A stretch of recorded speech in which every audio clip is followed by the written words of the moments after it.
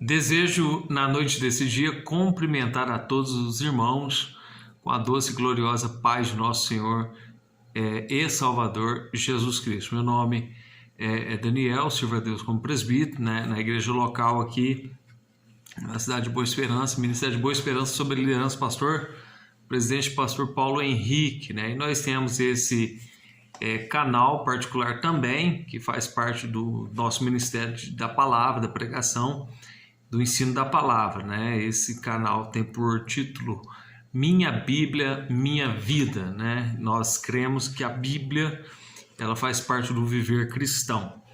Amém? Eu quero já de antemão pedir para você que se identifique com esse canal, entendendo que a Bíblia nos orienta a, quando falar, que possamos edificar as outras pessoas. Se você se identifica com esse conteúdo, com esse canal, com os ensinos que são aplicados aqui, inscreva-se, ative as notificações. Nós temos aí uma meta para esse trimestre, que é apresentar todas as lições do quarto trimestre do ano de 2021, que tem por título o Apóstolo Paulo. Lições da vida e ministério do Apóstolo Paulo, apóstolo dos gentios, para a Igreja de Cristo. Então vai ser de grande valia esse estudo. Na lição passada que nós aplicamos, nós falamos sobre o mundo do apóstolo Paulo de uma forma panorâmica, né? Nós falamos sobre a origem de Paulo, a geografia do mundo daquela época, o chamado para os gentios. Nós falamos sobre as línguas predominantes, o mundo cultural, a influência filosófica grega sobre o mundo de Paulo, e também sobre a fé de Paulo, que foi criado na fé judaica, o mundo daquela época, como foi preparado para pregação através da vida do apóstolo Paulo. E por fim, nós estamos hoje tratando da lição de número 2, que traz por título Saulo de Tarso, o perseguidor. Lembrando que essas lições, elas são aplicadas todos os domingos nas igrejas Assembleia de Deus em todo o Brasil, ligadas à CGADB e a revista da CPAD, né? Então, você também é convidado a estar presencialmente na sua igreja, para você, juntamente com os demais irmãos, com a liderança, você ser edificado, tá? Nós já deixamos aqui o convite na rua Érico Cipriano Freire. Deixa eu rememorar aqui o 180, no bairro Sinara, tá bom? Seja muito bem-vindo. Às 8h30 da manhã, a liderança vai estar ali aguardando você para juntamente nós aprendermos da palavra de Deus. Vamos lá, fizemos essa prévia, apresentação, mas agora nós precisamos ganhar tempo e já entrar no conteúdo. Semana passada, a lição anterior, se vocês prestaram atenção, acabei que eu pulei a leitura bíblica, né? Eu estava com dificuldade para gravar e tive que acelerar esse processo e pulei uma etapa, né? Os irmãos me perdoem. E hoje nós vamos lá, vamos ler o título da lição, né? Que é Saulo de Tarso, o perseguidor. O texto áureo, ele está em Atos 9:1, que diz: E Saulo, respirando ainda ameaças e morte contra os discípulos do Senhor, dirigiu-se ao sumo sacerdote. Verdade prática vai me dizer o seguinte: a igreja é uma instituição divina que perdurará na terra até o arrebatamento, pois, do contrário, já teria acabado ao longo da história. A leitura bíblica, ela está em Atos 8, do 1 ao 3, e Atos 22, verso 4, verso 5, Atos 26, do verso 9 ao verso 11, o qual eu estarei lendo aqui para a gente já entender qual é a base do nosso assunto. E também Saulo consentiu na morte de Estevão, e fez-se naquele dia uma grande perseguição contra a igreja que estava em Jerusalém, e todos foram dispersos pelas terras da Judéia e da Samaria, exceto os apóstolos. E uns varões piedosos foram enterrar Estevão e fizeram sobre ele grande pranto. E Saulo assolava a igreja, entrando pelas casas e arrastando homens e mulheres, os encerrava na prisão. Persegui este caminho até a morte, prendendo e metendo em prisões tanto homens como mulheres, como também o sumo sacerdote, minha testemunha, e todo o conselho dos anciãos.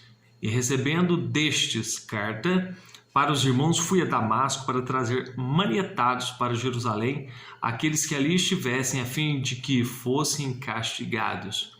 Bem tinha eu imaginado que contra o nome de Jesus Nazareno devia eu praticar muitos atos, o que também fiz em Jerusalém, e havendo recebido o poder dos principais dos sacerdotes, encerrei muitos dos santos nas prisões, e quando os matava eu dava o meu voto contra ele. E castigando-os muitas vezes por todas as sinagogas, os obriguei a blasfemar, e enfurecido demasiadamente contra eles, até nas cidades estranhas o persegui. Então, essa é a leitura bíblica em classe. Nós vamos, como de padrão básico de escola bíblica, lendo o comentário, lendo na revista e tecendo um comentário. Antes de dar um start, né, até mesmo por orientação pedagógica do autor, do comentarista desse trimestre, que é o pastor Elianai Cabral, ele sugere aqui, eu achei muito bom ele ter sugerido, que a gente falasse um pouco sobre a perseguição cristã no mundo. Nós vamos falar de uma forma bem panorâmica, sucinta. Ela é existente, né? Nós podemos falar que nós, a nível de Brasil, de cidade, de estado, de nação, nós somos bem-aventurados em ter liberdade de culto, liberdade de prestar a Deus culto de uma forma livre, tá? Mas deixa eu te dar uma panorâmica sobre a perseguição cristã religiosa no mundo. Amém? Vamos lá. Em 2021, mais de 340 milhões de cristãos são perseguidos no mundo. Permanecem invisíveis e desconhecidos. Para a maioria, a lista mundial da perseguição de 2021, mais de 50 países são listados nessa perseguição. Muito mais, né? Quando fala 50 países, são os que estão em uma evidência, no ranking, na frente das perseguições. São perseguidos por estruturas políticas ou discriminação, que tem essas instituições políticas ou pessoas que discriminam a fé cristã, a fé em Cristo, tem como objetivo abalar a igreja local e eliminar o cristianismo de sua história. E fazem pressão para que eles recuem e desapareçam. A perseguição no ano de 2021 ela tem apenas, vamos dizer assim, 2 níveis. Ela tinha mais, mas se resume em 2 níveis: perseguição extrema ou severa na Índia, Paquistão, Bangladesh, Sudão. O Covid também, né, atual, foi o catalisador da repressão aos nossos irmãos. Então aproveitaram essa doença, né, quem sabe até muitos foram culpados por isso, entre aspas, né, deram a eles a responsabilidade por coisas relacionadas ao Covid. A muitos foram negada ajuda e deixaram eles sem acesso a alimentos médicos, sem uma assistência negada totalmente. Agora, na América Latina, se nós estamos fazendo de uma forma bem panorâmica aqui essas citações, na América Latina, grupos de crime organizado ameaçam os cristãos, e eles são ameaçados, assaltados e mortos até mesmo.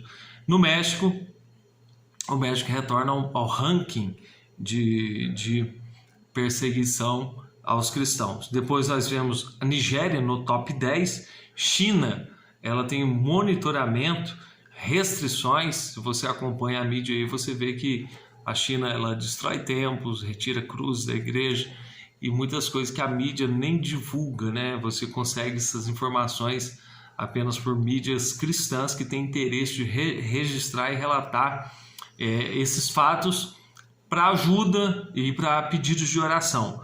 A Coreia do Norte está no primeiro ranking, né, de perseguição aos cristãos e levam seus cristãos a campos de trabalho onde são forçados ao trabalho ou até mesmo mortos. Então essa é só uma panorâmica. Depois me lembrem, por favor, você que é inscrito aí, de deixar o link da Missões Portas Abertas para você ter uma visão panorâmica sobre esse assunto. Por que nós falamos sobre isso? Porque a introdução dessa lição e o assunto de hoje vai ser justamente Paulo, né?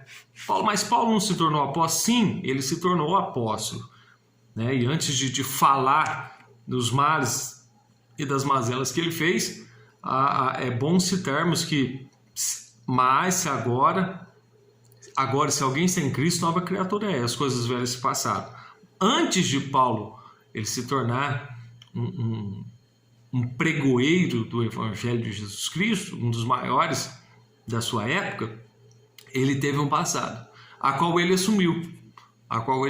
E nós vamos falar justamente de Paulo o perseguidor, né? Por quê? Porque eu repito, e nós já falamos isso presencialmente na igreja, nas nossas aulas, que Deus não omite os erros e acertos dos homens, né? Homens como referência, exemplo, Abraão, ele teve erros e acertos, e a Bíblia não omite. Da mesma forma, a Bíblia não vai omitir sobre esse grande homem de Deus, que anteriormente, antes da sua conversão, ele foi até mesmo um perseguidor de crentes, dos cristãos. Então, por isso que a gente falou um pouco sobre a perseguição atual, né? Naquela ocasião, pelos fariseus, pela liderança judaica daquela época.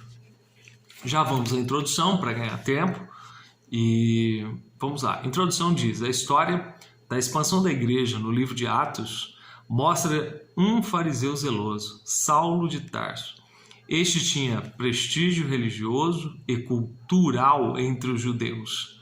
Por isso, ele ganhou carta branca das autoridades religiosas para perseguir os seguidores de Jesus. E assim, tornou-se um implacável perseguidor da Igreja de Cristo do primeiro século, e é o que estudaremos nessa lição. Então, aqui já começamos a entender que Paulo, pela sua dedicação religiosa, pela sua formação religiosa, lembrando que ele foi formado aos pés de Gamaliel, um dos maiores rabinos da época, uma das maiores autoridades na questão interpretativa da Torá, do grupo dos fariseus. Então, Paulo ele era excelente aluno e foi um excelente formando, né, consequentemente. Então, por esse zelo à sua religião, ele tinha autonomia e tinha cartas dadas pelos sacerdotes daquela época. Por quê? Porque o Império Romano ele dava legalidade vamos dizer assim, aos sacerdotes, aos judeus, para regerem, e alguns povos, não somente judeus, para regerem algumas causas de acordo com as suas leis. Então é por isso que nós vemos o apóstolo, não apóstolo ainda, né, mas Saulo de Tarso, ele tendo essa liberdade de ir e vir dentro do império, perseguindo cristãos com cartas e com autoridade dos próprios judeus. Então é por isso que nós entendemos isso, porque na realidade Roma subjugava a nação de Israel. O povo judeu estava submisso a Roma, mas havia uma determinada liberdade para algumas lideranças dentro do Império Romano. Prosseguindo, o tópico de número 1 vai me dizer assim: Saulo de Tarso, o perseguidor implacável. 1. Saulo se descreve como blasfemo, perseguidor e opressor. Isso ele diz lá em 1 Timóteo 1, verso 13. Como um fariseu fanático, Saulo tinha convicção de que seu papel era destruir a fé cristã, matando e prendendo os seguidores de Jesus. Sua postura arrogante o fazia ser truculento e usava grande violência contra pessoas simples, homens e mulheres, sem qualquer compaixão. Ele acreditava piamente que com esse comportamento estava agradando a Deus. Apoiado pela casta sacerdotal, que odiava o nome de Jesus, Saulo usava dos meios legais para atacar os cristãos por causa de sua truculência. Os seguidores de Jesus tiveram que fugir para outras cidades. O perseguidor respirava ameaças de morte contra os discípulos de Jesus. E por isso não via problemas em prender e arrastar presos para Jerusalém os que professavam o nome do Nazareno. Então isso aqui já começa a me dar uma panorâmica aqui, que Paulo, na verdade, ele tinha um alto grau de conhecimento, né, secular, e além de um alto grau de conhecimento da Torá, da lei, e, claro, de acordo com o respaldo da interpretação da classe que ele fazia parte, que era a classe dos fariseus. E pode ser que eu venha citar isso novamente, uma das questões, além da arrogância, dessa grandeza de arrogante que ele tinha em si, né, ele não compreendia por que um homem que havia sido crucificado poderia ser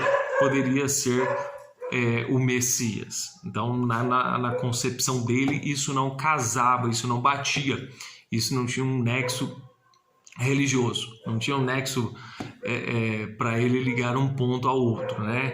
Claro que posteriormente, após a sua conversão, ele veio entender tudo isso, que realmente o Cristo que morreu, mas depois ressuscitou, ele era o Messias e ele é para nós o nosso Cristo, o Cristo ao qual aceitamos na atualidade.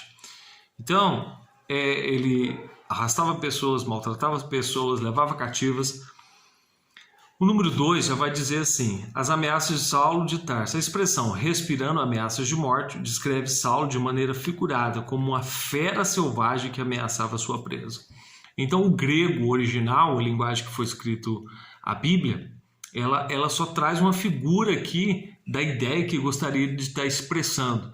Então, Saulo, ele era como uma fera selvagem, como alguém que desejava alcançar a sua vítima e aniquilá-la e despedaçá-la. O perseguidor era visto como um exterminador, pois conduzia os cristãos às prisões, além de permitir que fossem açoitados. Ele não poupava ninguém que quisesse a doutrina de Cristo. Ele era igual um touro bravo, um animal selvagem, quando ele perseguia os seguidores de Cristo. O número 3, do tópico 1 ainda, é por que Saulo perseguia os cristãos? Os motivos que levaram Saulo a se tornar um perseguidor inclemente contra os seguidores de Cristo eram o zelo destrutivo pela Torá e o suposto fato religioso de que Jesus talvez fosse um blasfemo. Então, essa cega interpretação dos fariseus, e eu pego de passagem uma parte de João capítulo 7, né, em que os fariseus eles não tinham condições de interpretar e não queriam interpretar e não queriam admitir que Jesus era o Cristo. A exemplo disso, eles falam simplesmente assim: você é também da Galileia, né? Ou seja, eles não entendiam que um profeta poderia surgir da Galileia. Mas se eles estudassem um pouco mais, eles iam entender que Jesus veio de Belém, da cidade de Davi, que era da linhagem de Davi. Mas nem isso eles faziam questão de buscar o conhecimento suficiente para admitir quem era o Cristo, né? E a gente já aprende uma grande lição aqui, né? Nós não podemos julgar o cristianismo apenas por aquilo que vemos na sua capa. É necessário um envolvimento pessoal. É necessário nós nos achegarmos a Deus através da pessoa bendita de Jesus Cristo e procurar receber dele a revelação de quem ele realmente é, e não por pressuposto ou por opinião de terceiros. Eu creio que Deus ele tem as suas maneiras de trabalhar na vida de cada um, desde que abra-se o coração para que isso aconteça. Nós prosseguimos aqui, então, ele tinha esse zelo terrível, né? Olha, para Saulo, o anúncio de que um crucificado vamos lá. Para que um crucificado pudesse ser o Messias prometido pelos profetas, era um escândalo, né? Porque ele pegava a referência de Deuteronômio 21, 23, que dizia que aquele que fosse pendurado no madeiro seria maldito. Ora, quem fosse suspenso no madeiro ou na cruz, né, de acordo com a lei, estava sob maldição divina. Por isso, nosso Senhor não passava de um blasfemo para Saulo. Mais tarde, por ocasião de sua conversão, ele descobre que Cristo assumiu a maldição da lei e por isso nos livrou dessa maldição. Então, o Gálatas 3,13, que posteriormente foi o próprio Paulo que escreveu, ele diz que Cristo se tornou maldição no nosso lugar. Realmente, ele foi pendurado no madeiro. E ele disse que seria pendurado no madeiro, que quando isso acontecesse, atrairia o mundo para si, chamaria a atenção do mundo para, assim, aquele que o recebesse, que recebesse a Cristo como Salvador, recebesse também o perdão mediante o reconhecimento e o arrependimento dos seus pecados. Então, Paulo, posteriormente, os olhos dele foi aberto para essa realidade. Mas até então, que nós estamos dando ênfase aqui, a questão da perseguição, até então, ele não tinha os olhos abertos para esse entendimento. Ele não compreendia de forma plena vamos dizer assim, a interpretação e a ligação que havia entre a Torá e os acontecimentos que já estavam se cumprindo ali. Hoje a gente poderia falar o seguinte, se houvesse um Novo Testamento, né? Hoje existe. Então, existem pessoas que não entendem que o Antigo Testamento ele se cumpre totalmente no Novo Testamento. E isso me faz enxergar a pessoa bendita de Jesus Cristo em todos os livros da Bíblia. Continuando, a síntese do tópico 1, ela vai dizer assim, Saulo ameaçava a igreja não por acaso. Ele se descreve como blasfemo, perseguidor e opressor. Então, é interessante a gente voltar um pouquinho nessa referência de 1,13 de 1 Timóteo, que Paulo, depois de conversa, depois que ele está escrevendo cartas às igrejas, ele admite, fala assim, não, eu era mesmo, eu era blasfemo, eu era perseguidor, eu era um opressor da igreja. Ele admitiu essa falha e, ao mesmo tempo, ele entende que se ele recebeu uma nova oportunidade, foi pela graça de Deus, foi pela bondade de Deus. Assim, nós entendemos que qualquer ser humano que se arrepende e muda de opinião e muda de caminho e se volta para Jesus Cristo dá a ele uma nova oportunidade. Vamos lá, nós já lemos aí a síntese do tópico 1, então nós vamos começar agora o tópico de número 2 com seus subtópicos. Leitura. Tópico 2, a perseguição contra a Igreja de Cristo. A perseguição de Saulo contra Jesus era uma perseguição contra a igreja, o corpo de Cristo, uma instituição divina, ao passo que ele respirava ameaças e morte contra os seguidores de Cristo. Sua intenção era acabar de vez com a igreja. Ao atacá-la, Saulo atingiu as pessoas que representavam Cristo, dentre as quais havia um homem arguto, defensor do nome de Jesus e cheio do Espírito Santo, cujo nome era Estevão. Então, ao perseguir os ideais da igreja, o fundamento da igreja, ao tentar destruir as suas bases, ele perseguia pessoas, até chegar nesse homem de Deus chamado Estevão. Isso aqui vai render muito comentário positivo aqui, muita admiração. Eu, particularmente, enquanto eu estava estudando, eu fiquei muito admirado com o confronto de conhecimento que havia entre Estevão e Saulo de Tarso, né? Foi justamente aí que é como se ele tivesse que parar, brecar, e como ele não tinha ações espirituais, não tinha ações, não tinha ferramentas para parar Estevão, ele apelou por matá-lo, né? Mas nós vamos entender isso ao longo do comentário a seguir. 2. Saulo de Tarso e Estevão. Se por um lado Saulo era um erudito que chamava atenção devido à sua cultura judaica, greco-romana e autoridade no Torá, então vamos lá. Então Paulo, ele era uma autoridade na Torá, na cultura greco-romana, né?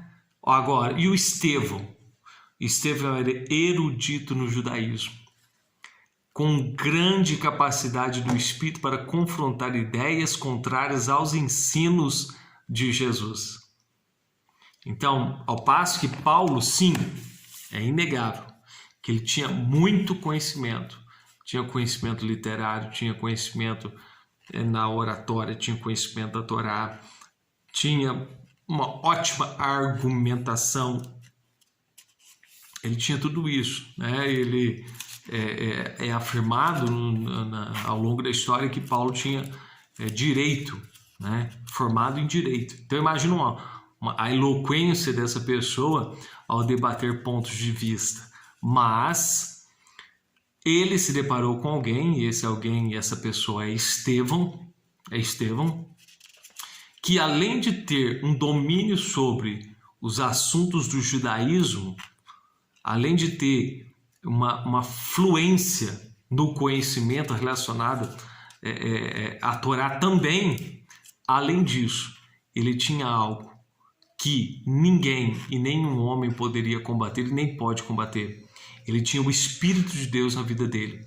E isso fez toda a diferença no momento de uma argumentação, de uma colocação com o objetivo de apresentar a pessoa bendita de Jesus Cristo às pessoas. Eu quero ler as duas referências, Atos 6, 9 e 10, para nós termos dimensão do poder e da capacidade que Deus deu a Estevão.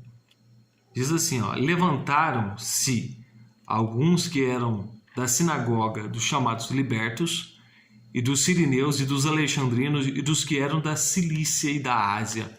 Eu fico admirado aqui, porque é a citação de quatro localidades diferentes, e dentre elas, é a Cilícia, que é justamente de onde era a origem de Paulo, né? Tarso da Cilícia, entendeu? Então, vamos entender, 4 grupos ou mais de pessoas para debater com Estevão e não prevaleceram. Por quê? Porque não é o conhecimento que prevalece sobre o poder de Deus. O próprio Cristo, ele é a própria sabedoria, o espírito de ciência, de inteligência, de conselho. Jesus tem tudo isso e dá aquele e faz com que o seu espírito habite sobre aqueles que o desejam e buscam essa presença e buscam através do conhecimento da sua palavra. Então Estevão, ele tinha tudo isso, essa capacidade. E se a gente for discorrer o capítulo 7, do 2 ao 53, que é uma leitura bem extensa, não vou ler agora, eu quero que você leia do capítulo 7 em diante, você vai ver esse homem, ele falando sobre os principais patriarcas. Ele começa falando de Abraão, e depois ele fala e vem descendo, ele vem descrevendo cada detalhe, e depois fala de Davi, e depois ele fala de Moisés, e depois ele fala dos acontecimentos relacionados a Moisés, e assim ele vai prosseguindo o seu discurso até chegar a comprovar que aquele a quem ele pregava, que era a pessoa de Jesus Cristo, era justo que se pregasse sobre ele, porque todo o Antigo Testamento apontava para ele. Então você vê, a cena que eu vejo era o Saulo, junto com outros perseguidores motivados a seguir as orientações de Paulo, perseguindo os cristãos, e de repente um homem é arguido, é perguntado, é indagado, mas com firmeza e com muito conhecimento de causa e experiência com Deus, ele cala a boca da ignorância farisaica, ele cala a boca da ignorância da religião, da religiosidade daquela época. E por fim, nós vamos ver a que fim houve com Estevão por esse confronto de ideias, vamos dizer assim. Não era só um confronto de ideias, era confrontar uma cegueira espiritual de um homem que cegamente perseguia os cristãos somente para prevalecer contra ele a favor da sua religião. E nós vamos seguindo aqui. O primeiro mártir da igreja era um homem cheio do Espírito Santo. Olha as qualidades de Estevão. Conhecedor profundo da história de seu povo e da teologia judaica. Então Estevão tinha conhecimento histórico, conhecimento teológico e inflamado, cheio da sabedoria de Deus, cheio do Espírito de Deus na sua vida. Por isso, quando apontava para Jesus Cristo como clímax da revelação redentora para o mundo, o fazia com autoridade. Ele não simplesmente contava uma história com um fio perdido. Ele tinha argumento. Lembrei-me de Apolo, que a Bíblia fala que Apolo era eloquente. E o que é eloquente? Eloquente não é só aquele que faz barulho, que pula, que fala alto. Não. A eloquência é justamente isso. Provar com inteligência aquilo que se estava falando. Então, eu só estou pegando essa ideia para voltar agora para Estevão. Então, Estevão, ele falava como tendo autoridade no assunto. Ele, além de ter conhecimento, ele respirava e vivia aquilo que ele estava falando. Por isso nós dizemos que ele tinha a autoridade do assunto e Paulo não podia fazer nada para parar aquilo, a não ser apelar para sua covardemente contribuir para a sua morte de apedrejamento. O discurso inflamado de Saulo e o respaldado pelos oponentes do seguidor de Jesus deparou-se com outro discurso, mas este proveniente da sabedoria do Espírito. Essa autoridade espiritual de Estevão atraiu a ira de seus inimigos.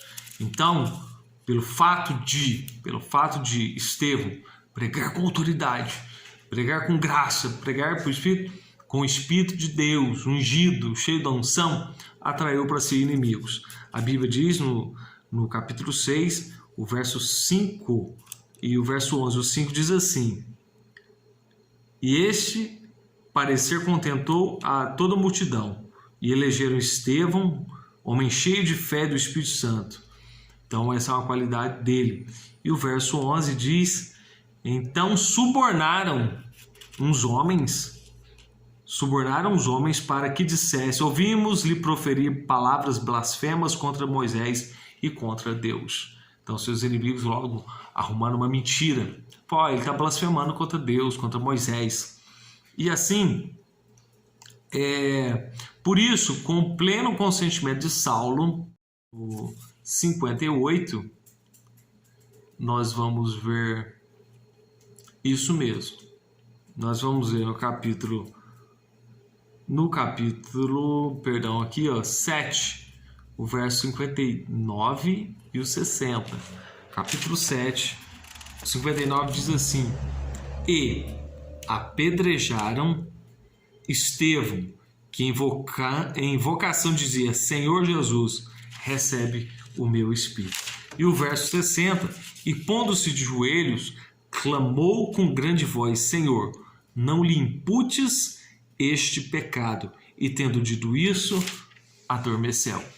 Então nós vemos aí a morte de Estevão, autorizada, fomentada pela ira de um jovem intelectual, cheio do conhecimento teológico judaico e com uma interpretação errônea, a ponto de consentir na morte de Estevão. E aí, nós fechamos aqui. Mas se por um lado eles mataram Estevão, por outro lado, potencializaram a mensagem do primeiro mártir da igreja. Então, mataram Estevão e acabou que a potencialização dessa mensagem foi o quê? Primeiro, o encorajamento de Estevão, a coragem que ele teve de opor-se contra a mentira, a favor da verdade e manifestar Cristo. Depois, a forma com que ele houve a revelação de Deus naquele instante. Imagina um homem à beira da morte e, em plena morte, ele olhar para o céu e dizer: perdoa eles não sabem o que fazem, não imputes esse pecado a ele. Então, um diferencial na vida desse homem havia, né? Além de tudo aquilo que eles foram obrigados a ouvir e tiveram que ouvir. Para nós termos uma ideia do poder que se manifestou em Estevão enquanto ele estava discursando, eles olhavam para ele e o olho e a face dele brilhava como o rosto de um anjo. Tamanha era a graça de Deus na vida desse homem, além do conhecimento, da presença manifesta do próprio Deus na vida dele, do próprio Cristo reluzindo no rosto dele. Então, não é possível que isso não ficasse depois, posteriormente, uma marca, não ficasse algo, assim, mesmo que não abertamente, mas um companheiro de série. Prosseguindo ainda no tópico de número 2, nós vamos ler o número 3, uma intolerância religiosa e política contra a igreja atual. A igreja atual continua a despertar fúrias de certas autoridades políticas e religiosas que não aceitam a mensagem de liberdade e vida que o Evangelho proporciona. Nossos irmãos que servem a Deus em países políticos religiosamente fechados para o Evangelho continuam a pagar com a própria vida a fidelidade à mensagem de Cristo. Oremos pela igreja perseguida. Isso aqui faz parte daquela primeira ênfase que nós fizemos, falando sobre a perseguição religiosa no mundo. E existe e está existindo a perseguição religiosa a nível de Brasil, sim, né? Nós vamos ver aí pessoas sendo tolhidas de expressarem aquilo que a Bíblia expressa.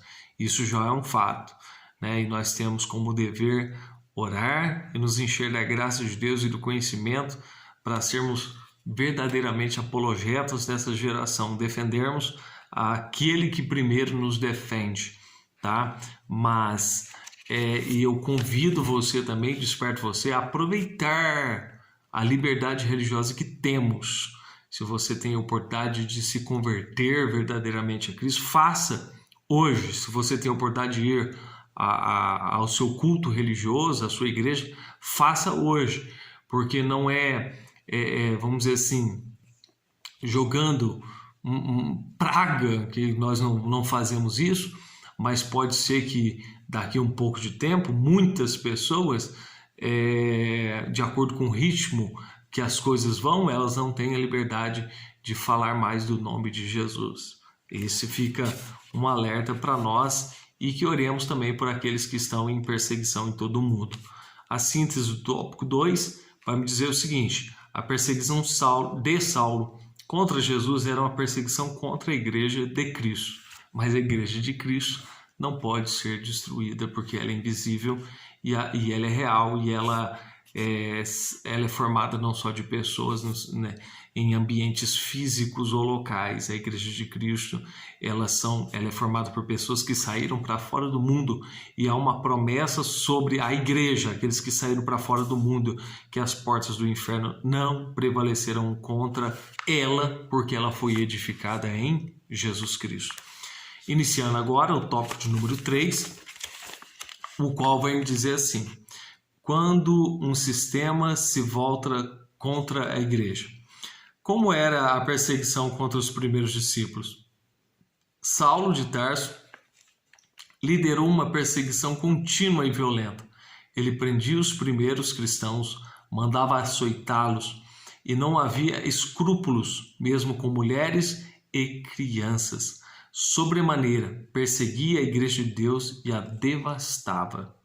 Gálatas 1:13. Saulo entendia que praticar essas barbáries era defender a fé judaica, livrando os judeus dos hereges, exatamente nos moldes de que Jesus havia alertado aos discípulos: expulsar-vos-ão das sinagogas, vem mesmo a hora em que qualquer que vos matar cuidará fazer um serviço a Deus. João 16, 2.